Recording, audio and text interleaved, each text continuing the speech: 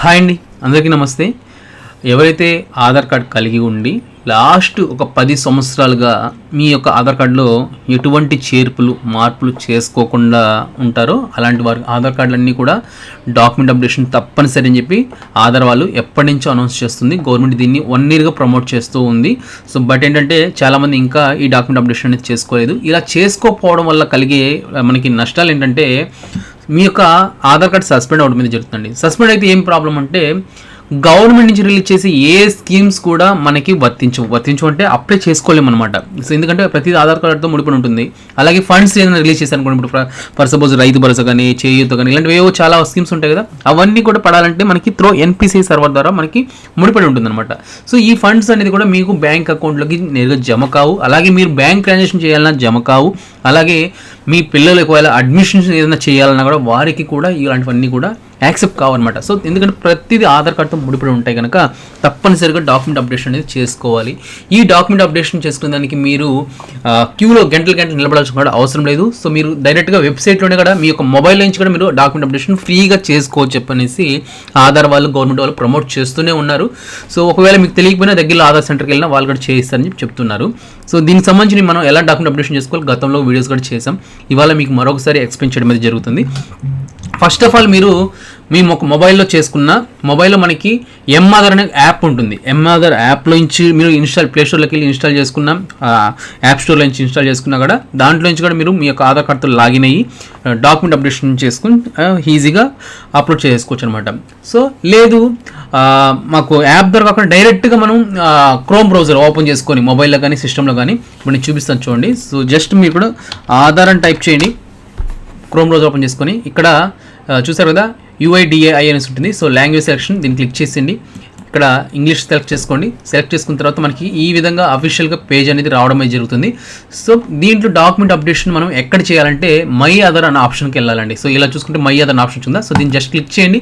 Click చేస్తే ఆటోమేటిక్గా my Aadhaar అనేసి వస్తుంది లాగిన్ పేజీ.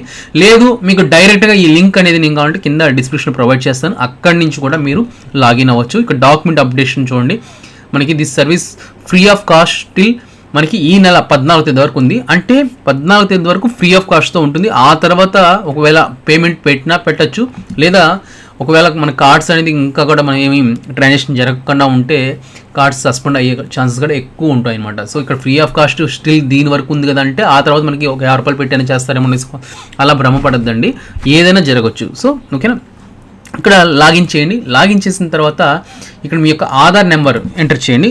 దీనికి ఖచ్చితంగా మీ యొక్క మొబైల్ నెంబర్ అనేది రిజిస్టర్ అయ్యి ఉండాలండి. ఆధార్ కార్డ్కి మొబైల్ నెంబర్ రిజిస్టర్ ఉంటేనే మీరు ఏ సర్వీస్ అన్నా మనం ఇక్కడ సెల్ఫ్ సర్వీస్ చేసుకోవడానికి అవకాశం ఉంటుంది. ఆధార్ కార్డ్కి మొబైల్ నెంబర్ లింక్ లేకపోతే మీరు డాక్యుమెంట్ అప్డేషన్ అనేది ఇక్కడ చేసుకోలేదు అనమాట. ఆన్లైన్లో ఖచ్చితంగా ఆధార్ సెంటర్కి వెళ్ళి అక్కడ మీరు డాక్యుమెంట్ అప్డేషన్ చేసుకోవాలి. సో ఇక్కడ మనం ఆధార్ నెంబర్ ఎంటర్ చేద్దాం. ఎంటర్ చేసి కింద క్యాప్షా ఉంది కదా, ఈ క్యాప్చాని ఎంటర్ చేయండి. స్మాల్ క్యాప్స్ ఉంటే క్యాప్స్ ఎంటర్ చేసి లాగిన్ విత్ ఓటీపీని క్లిక్ చేయండి. మీకు రిజిస్టర్ మొబైల్ నెంబర్ ఏదైతే ఉందో ఆ రిజిస్టర్ మొబైల్ నెంబర్కి ఓటీపీ అనేది జనరేట్ అవ్వడం అయితే జరుగుతుంది.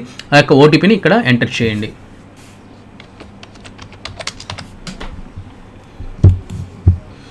ఓటీపీ ఎంటర్ చేసి లాగిన్ చేయాలి. లాగిన్ చేసిన తర్వాత మనకి మన యొక్క కస్టమర్ సంబంధించి అంటే మన యొక్క సెల్ఫ్ పోర్టల్ అనేది ఇక్కడ సిటిజన్ పోర్టల్ అనేది ఓపెన్ అవుతుంది. మనం ఇక్కడ నుంచి మనం అడ్రస్ చేంజ్, ఒకప్పుడు ఏంటంటే date of birth name change కూడా మనం ఇక్కడ చేసుకుంటూ ఉన్నాం. బట్ ఇక్కడ ఏంటంటే ఇప్పుడు స్టిల్ ఆ ఆప్షన్స్ అనేది తీసేయడం జరిగింది. ఓన్లీ అడ్రస్ కరెక్షన్స్ మాత్రమే డాక్యుమెంట్ అప్డేషన్ ఇవి చేసుకోగలుగుతాం. మన PVC కార్డు ఆర్డర్ పెట్టుకోవడం ఇలాంటివి సర్వీసులు అనేది చేసుకోవడానికి అయితే అవకాశం ఉంటుంది. సో ఇక్కడ మీరు చూసుకుంటే డాక్యుమెంట్ అప్డేట్ అని ఉంటుంది కదా, సో దీన్ని క్లిక్ చేయండి. క్లిక్ చేస్తేనే ఇక్కడ మనకి ఏమేమి చేయాలి అలా మొత్తం అనేది కూడా ఇక్కడ మనకి గైడ్లైన్స్ అనేది ఇవ్వడమే జరుగుతుంది. సో సింపుల్గా దాన్ని చదువుకోండి, లేదా నేను చెప్పేది ఫాలో అవ్వండి. సో నెక్స్ట్ క్లిక్ చేసేసి నెక్స్ట్ రండి. నెక్స్ట్ వస్తే ఇక్కడ మన యొక్క డీటెయిల్స్ అనేది ఇక్కడ చూపించడం జరుగుతుందండి. ఒకసారి మీ నేము, మీది gender, date of birth, me address కరెక్ట్గా ఉందా ఒకసారి ఇక్కడ చెక్ చేసుకోండి అనేసి మనకు చూపించడం జరుగుతుంది. సో అంతా కరెక్ట్గా ఉందంటే ఓకే చేసేసేయండి. ఇక్కడ వెరిఫై క్లిక్ చేసుకొని నెక్స్ట్ స్టెప్కి వెళ్ళండి. లేదు ఇక్కడ ఏదైనా తప్పు ఉందా అంటే మీరు డాక్యుమెంట్ అప్డేషన్ చేయకండి. ఓకేనా, డాక్యుమెంట్ అప్డేషన్ చేయకుండా మళ్ళీ డాష్ బోర్డ్లోకి వచ్చి ఇక్కడ అడ్రస్ కరెక్షన్లోకి వెళ్ళేసి మీ యొక్క అడ్రస్ తప్పు ఉంటే అడ్రస్ కరెక్షన్ ఇక్కడ మీరు సెల్ఫ్గా మీ దగ్గర ఓటర్ కార్డు కానీ, రేషన్ కార్డు కానీ, గ్యాస్ బిల్ కానీ, బ్యాంక్ పాస్బుక్ కానీ ఇవి ఏమైనా ఉంటే అడ్రస్ కరెక్షన్ చేసుకోండి. ఒకవేళ డాక్యుమెంట్ అప్డేషన్లో అడ్రస్ కాకుండా మీ నేమ్స్ కానీ, లేదా జెండర్ కానీ, లేదా డేట్ ఆఫ్ బర్త్ కానీ ఇలాంటివి ఏదైనా మిస్టేక్ ఉంటే మాత్రం ఇక్కడ మనం చేసుకోలేం. దగ్గరలో ఉన్న ఆధార్ సెంటర్కి వెళ్ళి కరెక్షన్ చేసుకోవాల్సి ఉంటుంది. ఓకేనా? సో లేదు ఇప్పుడు అంతా కరెక్ట్గా ఉన్నాయి కదా, మన డాక్యుమెంట్ అప్డేషన్కి వెళ్ళి నెక్స్ట్కి వెళ్ళి అంతా ఓకేనా, ఇక్కడ వెరిఫై క్లిక్ చేసుకొని నెక్స్ట్ క్లిక్ చేయండి. నెక్స్ట్ క్లిక్ చేస్తాను ఇక్కడ అప్లోడ్ డాక్యుమెంట్స్కి మనకు సెక్షన్ తీసుకురావడం అయితే జరుగుతుంది. ఈ సెక్షన్లో మనం ఏం చేయాలంటే మనకు ఐడి ప్రూఫ్ అలాగే మనకు అడ్రస్ ప్రూఫ్ అనేది దీనిలో సబ్మిట్ చేయాల్సి వస్తుందండి. సో ఏమేమి సబ్మిట్ చేయాలి, ఎలా ఫాలో అవ్వాలనేది చూపిస్తాను. జస్ట్ సింపుల్గా ఉంటుంది. సో కొంచెం సర్వర్ ఇష్యూస్గా ఉంటాయి, స్లోగా ఉంటుంది, చూసుకొని ఓపిక్గా చేసుకోండి. సో ఇక్కడ డాక్యుమెంట్ అప్లోడ్ చేసే పేజీకి అయితే వస్తాం కదా, ఇక్కడ మీరు చూసుకోండి గైడ్లైన్స్ ఏంటంటే మీరు ఖచ్చితంగా 2 MB లోపలే మీ డాక్యుమెంట్ ఉండాలి. మీరు సింపుల్గా మొబైల్లో నుంచి కూడా ఫోటో స్నాప్ తీసుకుని క్లారిటీగా ఉండాలి. ఓకేనా? లేదు నెట్ సెంటర్కి వెళ్ళి ఒక 5 రూపీస్ ఇస్తే స్కాన్ చేసి మీకు ఇస్తారు. లేదా యాప్స్ చాలా ఉన్నాయి, మన ఫోన్లో నుంచి ఫోటో తీసి మనం యాప్ స్టోర్లో చాలా అయితే ఉంటాయి అనమాట. మనకు ప్లే స్టోర్లో యాప్స్ దాన్ని పీడిఎఫ్గా కన్వర్ట్ చేయడం లేదా హై క్వాలిటీలో దాన్ని కన్వర్ట్ చేయడం చాలా ఉంటాయి. అలాంటి యాప్స్ అనేవి యూస్ చేసుకోండి. సో ముఖ్యంగా నేను చెప్పేది ఏంటంటే జేపీజీలో క్లారిటీగా ఉంటే పెట్టుకోండి. మ్యాక్సిమం నేను చెప్పేది ఏంటంటే పీడిఎఫ్లో కన్వర్ట్ చేసుకోండి. మీ ఫోన్లో జేపీజీలో ఉంటుంది, దాని పీడిఎఫ్లో మనకి ఇక్కడ మనం చూసుకుంటే న్యూ ట్యాబ్లో తీసుకెళ్తే ఐ లవ్ పీడిఎఫ్ అని ఉంటుంది. సో సెర్చ్ చేయండి, ఇక్కడ ఫస్ట్ ఆప్షన్ ఇక్కడ వస్తుంది. దీంట్లోకి వెళ్ళేసి మీరు చూడండి ఇక్కడ పీడిఎఫ్ టు వర్డ్ కన్వర్ట్ చేసుకోవచ్చు, లేదు జేపీజీ టు పీడిఎఫ్ కన్వర్ట్ చేసుకోవచ్చు. మనకు కావాల్సింది ఏంటంటే మన ఫోటోని పీడిఎఫ్గా కన్వర్ట్ చేయాలి. ఈ ఆప్షన్ సెలెక్ట్ చేసుకోండి. ఇక్కడ చాలా ఆప్షన్స్ ఉంటాయి, మనం దేని కూడా ఇక్కడ మనం చేసుకోవచ్చు. So JPG to PDF click చేసుకొని ఇక్కడ మనం సెలెక్ట్ ఇమేజెస్ చేసుకొని ఎక్కడైతే మన జేపీజీ ఉందో సో దాన్ని క్లిక్ చేసుకొని ఓపెన్ చేసేసి ఇక్కడ మన ఎలా ల్యాండ్స్కేప్లో కావాలా ఎలా కావాలని అడుగుతుంది. సో దాని ప్రకారం పెట్టుకొని కన్వర్ట్ పీడిఎఫ్ పెట్టండి. సో కన్వర్ట్ అయిపోతుంది, సింపుల్గా డౌన్లోడ్ చేసుకోండి. మన డౌన్లోడ్ ఫైల్లోకి వెళ్ళిపోతుంది. ఓకేనా? సో దాన్ని అప్లోడ్ చేసేసుకునేసేయండి. ఓకేనా? సో ఇప్పుడు ఇలా పీడిఎఫ్లో ఎందుకు చేయమంటానంటే పీడిఎఫ్ మ్యాక్సిమం ఫైల్స్ అనేది రిజెక్ట్ ఉంటున్నా మ్యాక్సిమం ఫైల్స్ అనేది తీసుకునేస్తుందండి. కొన్నిసార్లు ఏంటంటే ఇక్కడ ఎర్రర్ వస్తుంది, ఇక్కడ గ్రీన్ రావాలి మనకు పూర్తిగా డాక్యుమెంట్ అప్లోడ్ చేస్తేనే ఇక్కడ 100% సక్సెస్ అనేసి వస్తుంది, అది రాదు కొంతమంది సార్లు. సో అలా చూసుకోండి. ఇక్కడ నెక్స్ట్ స్టెప్ వచ్చి please upload proof of identity అనేసి అడుగుతుంది. సో దీన్ని క్లిక్ చేసుకొని ఇక్కడ మీ ఐడెంటిటీ ప్రూఫ్ ఏమేమి సబ్మిట్ చేయాలంటే మ్యాక్సిమం అందరి దగ్గర ఉండేటివి ఏంటంటే ఆధార్ కార్డులు ఉంటాయి. ఆధార్ ప్రూఫ్ కాదు కనుక పాన్ కార్డ్ అనేది మస్ట్ అండ్ షుడ్గా కంపల్సరీ ప్రతి ఒక్కరికి ఉండాలి. ఇక్కడ పాన్ కార్డ్ అప్లోడ్ చేయండి, లేదా డ్రైవింగ్ లైసెన్స్ ఉంటే డ్రైవింగ్ లైసెన్స్ అప్లోడ్ చేయండి. ఆ తర్వాత స్కూల్ సర్టిఫికేట్స్ ఉంటాయి కదా మీ దగ్గర, ట్రాన్స్ఫర్ సర్టిఫికేట్ కానీ లేదా టీసీలు కానీ 10th క్లాస్ మార్క్ లిస్ట్ కానీ ఇలాంటివి ఏదైనా ఉంటాయి కదా, అలాంటివి ఏదైనా పెట్టండి. గవర్నమెంట్ సంబంధించిన ఇంకేదైనా ఐడి కార్డ్స్ ఉంటే పెట్టండి. రేషన్ కార్డులో మీ ఫోటో ఉంటే అది కూడా అప్లోడ్ చేయొచ్చు.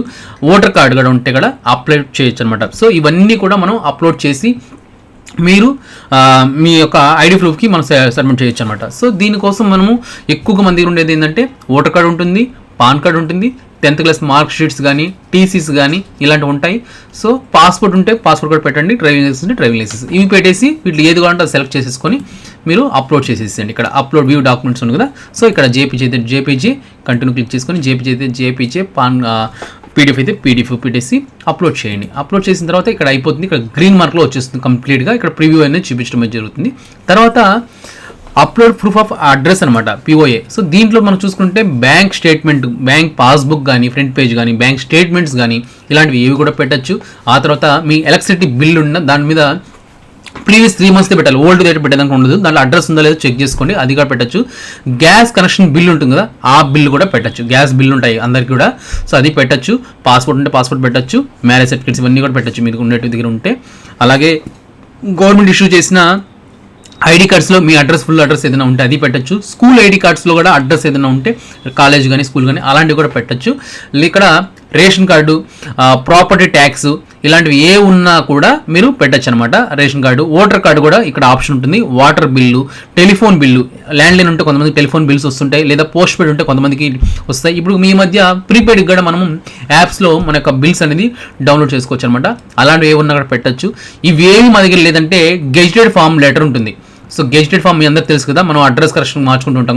Standard certificate of gazetted officer group A, group B ఇలా ఉంటారు కదా, వాళ్ళది కూడా పెట్టచ్చు అనమాట. సో ఇక్కడ గ్రూప్ బి తహసీల్దారు వీళ్ళెవరిని కూడా మనం పెట్టేదానికి ఆస్కారం అయితే ఉంటుందన్నమాట.